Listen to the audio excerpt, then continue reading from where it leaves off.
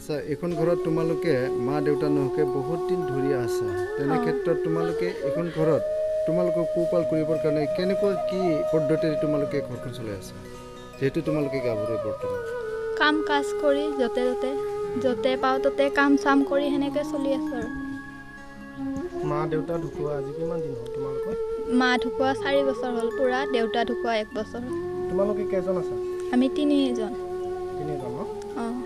পঢ়া শুনা কৰি আছানে পঢ়া কৰা নাই কৰিছিলোঁ দেউতা ঢুকাৰ পৰা এৰি দিলোঁ ভণ্টি কেইজনী পঢ়ি আছে নাই ভণ্টিটো পঢ়ি আছে ভণ্টিটো কিমান ক্লাছত পঢ়ি আছে এতিয়া 6ত ক্লাছ 6ত অঁ এই গাঁওখনৰ কি নাম বৰাঘাট বৰাঘাট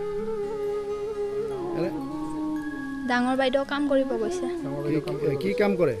এনে ঘৰ মোচা বেলেগৰ ঘৰত মোচা অঁ কিমান পায় 2000 মাহত অঁ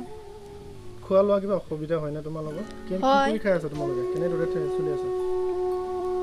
কিবা কাম চাম কৰি কেতিয়াবা পালে খাওঁ কেতিয়াবা নাপালে সেনেকৈ থাকোঁ আৰু ধৰ চৰকাৰৰ ফালৰ পৰা কিবা সাহায্য দিছেনে তোমালোকক একো দিয়া নাই বৰ্তমানলৈকে বৰ্তমান একো দিয়া নাই ন নাই কি ক'ব তুমি চৰকাৰলৈ চৰকাৰলৈকে অনুৰোধ জনাইছোঁ আমাক অলপ সাহাৰ্য দিলে ভাল পায় আপোনালোকে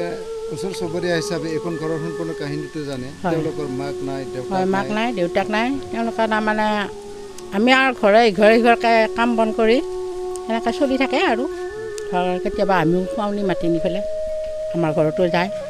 তেনেকৈ চলে আৰু ধৰ কি কৰিবা উপায়তো নাই কেইজনী আছে তেওঁলোকে তিনিজনী আছে এনে বয়স কিমান হ'ব তেওঁলোকৰ বয়স ডাঙৰজনী 18 বছৰ হৈছে আৰু বাকী তলত আৰু এই দুজনী 18 বছৰ তলত 18 বছৰ তলত কি নাম আছিলে ন আৰু দেউতাকৰ বলিৰাম গৌৰ আৰু মাকৰ নাম সাবিত্ৰী গৌৰ ঢুকুৱা কিমান বছৰ হৈছে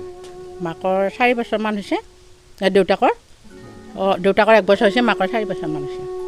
এতিয়া তেওঁলোকৰ ঘৰৰ অৱস্থা একেবাৰে কাহিল কি একেবাৰে কাহিল এতিয়া ধৰ চৰকাৰৰ ফালৰ পৰা যিবিলাক সহায় সুবিধা আহি আছে আঁচনিবিলাক আহি আছে এওঁলোকে পালে মানে আমি ভাল পাওঁ আৰু এটি দুৰ্ভগীয়া পৰিয়াল এই পৰিয়ালটোৰ বিষয়ে আপুনি যিহেতু গাঁওখনৰ এজন এইখন গাঁৱৰে বাসিন্দা হিচাপে তেওঁলোকক সদায় দৃষ্টি ৰাখি আছে নিশ্চয় তেওঁলোকৰ খোৱা বোৱা তেওঁলোকৰ আৰ্থিক কেনেকুৱা চলি আছে আপুনি আৰ্থিকটো একেবাৰে শোচনীয় তেওঁলোকৰ মানে এতিয়া ঘৰত থকাৰ মানে বা নিজে কিবা এটা আনি খোৱাৰ অসুবিধা যথেষ্ট এতিয়া আমাৰ লগতে আছে এওঁলোক আমাৰ খেল হিচাপতে তাৰমানে কিবা সহায় সহযোগ তাৰমানে আমি আমাৰ বৰ বিচাৰে বা আমি থাকিলে আমি কিবা এটা সহায় কৰোঁ নহ'লে আৰু যিহেতু গাভৰু দুজনীকে গাভৰু ছোৱালী আৰু এজনী হৈছে নিবা সৰু গতিকে আমাৰ বেয়া লাগে গতিকে আমি নিজৰ বুলিয়ে তেওঁলোকক চাওঁ গোটেইখিনি আমি সহায় সুবিধা গোটেইখিনি কৰি থাকোঁ আৰু এনে সিহঁতৰ অৱস্থা একেবাৰে বেয়া শোচনীয় মাক নাই দেউতাক নাই যেতিয়া আৰু এখন ঘৰ 3টা ছোৱালীয়ে কেনেকৈ চলাব যথেষ্টখিনি কষ্ট হয় ডাঙৰজনী কিবা কাম চাম কৰে ডাঙৰজনী এতিয়া মানে বেলেগ ঘৰৰ তাতহে আছে এতিয়া ডাঙৰ কথা হ'লে কিবা এটা সৰু এটা কাম কৰোঁ কিবা এটা হয়তো বেতন পাব সেনেকৈ ধৰক ভনীয়েক 2জনী আছে সিহঁতক চম্ভালিব লাগিব এনেকুৱা ধৰণৰকৈ তেওঁ আছে আৰু তাতে এনেকুৱা কাম বয়সেদি তেওঁ কাম কৰিব সমৰ্থ হোৱাই নাই নাই হোৱা নাই